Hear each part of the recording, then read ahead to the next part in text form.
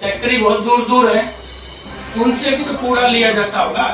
वो कभी कहीं गिरा देते हैं, कभी कहीं गिरा देते हैं, तो सारा सफाई कम करते हैं, बल्कि वो लोगों को दिक्कत ज्यादा पैदा कर। इसको कूड़े को जहाँ से उठाएं, 0 पॉइंट से उठाएं, तो लास्ट पॉइंट पे जाके डिलीवर करें, बीच बीच में ना करें।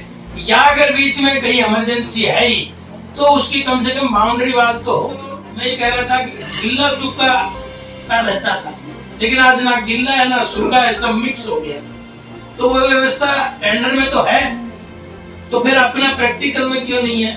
एक हमारे यहाँ था ट्रैक्टर ही लेके जा रहा है, ना ऊपर से वो ढका हुआ है ना कुछ और है, जबकि ट्रैक्टर अलाउ नहीं है। कौन ठेकेदार बुलाया आपने टेंडर वाला? नहीं तो वो फिर क्या करेगा? हम ऊपर बहस करते रहे, वो सुन भी नहीं रहा, उसके लिए तो बहस भरों में चल रही। लंबे समय के बाद बृहस्पतिवार को नगर परिषद के हाउस की बैठक हुई।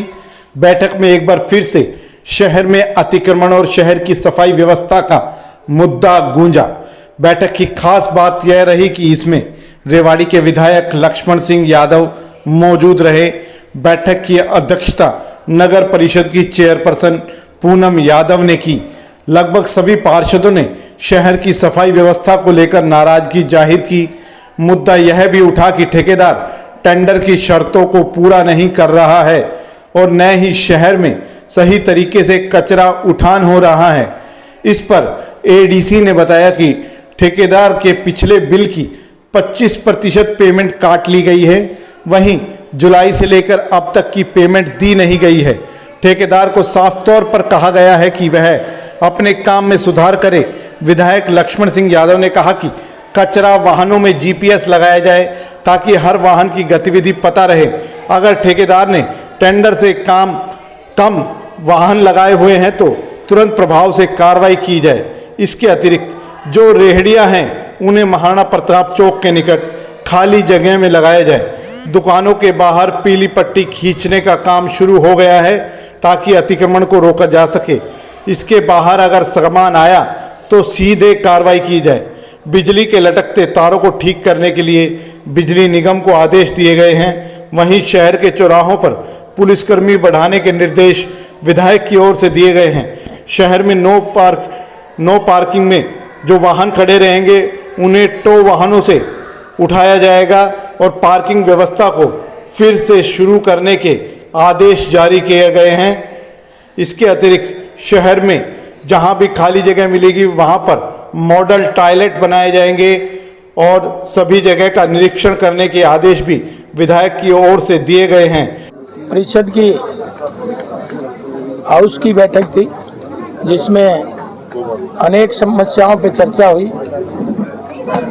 इसमें हमारे अधिकारियों के रूप में चेयरमैन पूनम यादव जी, इस अधिकारी अनुपमा अंजलि जी, डीएमसी ईओ साहब और सभी लगभग सभी पार्षद गण यहाँ पे थे। उन्होंने अनेक लोगों ने अपनी अपनी समस्याएं वार्डों की बताई हैं, जहाँ मुख्य रूप से तो जो मेन समस्याएं हैं वो पानी की है, बिजली की है, सीवर की है, सफाई की है, टॉयलेट की है, एनक्रोचमेंट की है, पार्किंग की है। तो इन सब समस्याओं पे बारी बारी डिस्कशन हुआ है और आने वाले समय पे हम ये समझ पा रहे हैं कि जल्दी ही इन सब चीज़ों का निवारण करने का काम करेंगे, क्योंकि आपको पता है कि टेंडर प्रक्रिया में भी समय लगता है और उसका काम करने में भी। तो आज यही आश्वासन अधिकारियों ने भी दिया है कि जितनी ये समस्याएं हैं आने वाले समय पर जल्दी इन सब का निपटारा हम सब करेंगे। इस समाधान की तरफ तो इन सभी मुद्दों पे बढ़ा गया, जैसे पार्कों की सफाई का था उस पर भी बढ़ा गया, पानी की समस्या थी उस पर भी बढ़ा गया, सफाई जो नाले हैं, सीवर लाइन है, उनकी सफाई के ऊपर भी वो कवर कर रखे हैं, तो उसमें जगह जगह पे उनको साफ करने के पॉइंट भी चूज किए गए। तो ये सारी चीज़ें हैं जो शहर के आम आदमी की समस्याएं हैं, उन पे ही स्पेशल फोकस पूरी टीम का रहा है। अतिक्रमण पे अधिकारियों को आदेश हो गए हैं आप हम सभी मार्केट में, चाहे वो मोती चौक है, चाहे वो मॉडल टाउन है, चाहे वो ब्रास मार्केट है, चाहे सर्कुलर रोड है, सब पे हम एनक्रोचमेंट की सीमा को तय कर रहे हैं पीली पट्टी लगा के पूरे शहर में। उससे बाहर कोई भी आएगा, क्योंकि हमने व्यापारियों से भी डिस्कशन इससे पहले करी है, आम जो जागरूक नागरिक थे उनसे भी प्रॉपर डिस्कशन करी है। सब व्यापारी भाइयों ने ये आश्वासन दिया है कि हम सहयोग करेंगे एनक्रोचमेंट हटाने में। तो अब निर्णय यही हुआ है कि पीली पट्टी लगाई जाएगी, उससे बाहर कोई ना आए, उसमें सभी को दिक्कत होती है। ये हम सॉफ्टवेयर डेवलप कर रहे हैं ताकि सफाई की गाड़ी कहाँ कहाँ जा रही है उस पर जीपीएस सिस्टम लगे, उस गाड़ी में कौन कौन है उनका भी पहचान हो, उनका भी आइडेंटिटी कार्ड बने, फोटो लगे बाकायदा वहाँ जो जीपीएस सिस्टम के साथ ही कौन इसके साथ जा रहा है, वो प्रॉपर चल रही है कि नहीं चल रही है। क्योंकि अभी तक 49 जो गाड़ियां हैं वो शहर में सफाई कर रही हैं, ज़रूरत पड़ेगी तो और भी बढ़ाएंगे, क्योंकि इस टेंडर जो है अभी जो पहले वाले का जैसे ही समाप्त होगा तो हम उसमें भी संशोधन करते हुए, जैसे डिमांड शहर की बढ़ रही है, निरंतर संख्या शहर की बढ़ रही है, उस आधार पर तैयारी करेंगे। नहीं, ये ऑलरेडी तय है, उनको दोनों टाइम काम करना पड़ता है। वो जो तय हो रखा है मैं तो उसी पे फोकस कर रहा था। अब वो सुबह भी काम पे जाएं और शाम को भी जाएं, क्योंकि एक समय करके और वो शाम को ना पहुंचे तो कूड़ा तो डस्टबिन तो जब लोगों की मूवमेंट ज़्यादा होती है, जब कूड़ा ज़्यादा बढ़ता है, इसलिए दोनों टाइम सफाई करें।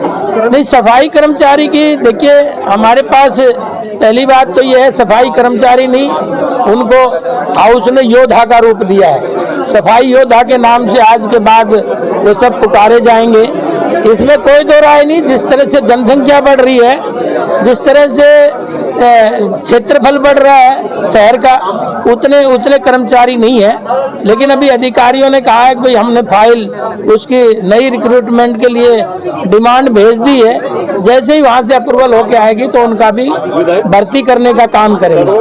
रेड लाइट हमारी 6 रेड लाइट चल रही है, प्रॉपर चल रही है वो, लेकिन वो क्या है कि उनका टाइमिंग फिक्स नहीं हुआ है। अगर पुलिस वाला उसके साथ खड़ा हो, क्योंकि कई बार एक तरफ से तो लोड व्हीकल का होता है, दूसरी तरफ से होता नहीं, लेकिन दूसरी तरफ भी वो लाइट जली रहती है तो रुकता है, तो एक तरफ बाहर बढ़ता है। तो उसको भी मेंटेन करने के लिए हमने एडीसी साहिबा को कहा है कि भाई आप एसपी साहब को इस बारे में लिखें, अब कुछ चौराहों पे जहाँ है तो पुलिस वाला जरूर खड़ा रहे, खाली लाइट के भरोसे यातायात कंट्रोल हो जाएगा ऐसा नहीं है। हाउस ने पास करा है बंदरों का, कुत्तों का और गायों का जो अतिक्रमण है, जो पशुओं का अतिक्रमण है, उसको भी रोकने का, क्योंकि 1-2 दिन में वो टेंडर भी हो जाएगा। तो बाजार में मुझे लगता है कि कैटल फ्री होने के आसार बने हुए हैं। जैसे ही हम टेंडर देंगे उनको इन्हीं टर्म एंड कंडीशन पे देंगे, अब वो ताकि जिस हिसाब से उनको टेंडर दिया वैसे काम करें। कोई भी मशीन हो, कोई भी वो हो,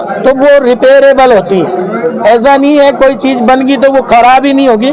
कहीं कहीं जगह हो सकता है खराब हुई हो, लेकिन वो अधिकारियों को इंस्ट्रक्शन है, अब उनको भी समय रहते पूरा ठीक कराएं। और मुझे लगता है, मैं रोज घूमने जाता हूँ शाम को भी, तो मुझे लगता है कि 90% से ऊपर जल रही है। नहीं, एक बार उसमें हुआ था, लेकिन उसमें थोड़ा सा डिस्प्यूट ये हुआ, अब वो नगर पालिका की जमीन है, HSVP की जमीन है, ये डिसाइड होने में टाइम लग गया, अब उसको कराएंगे।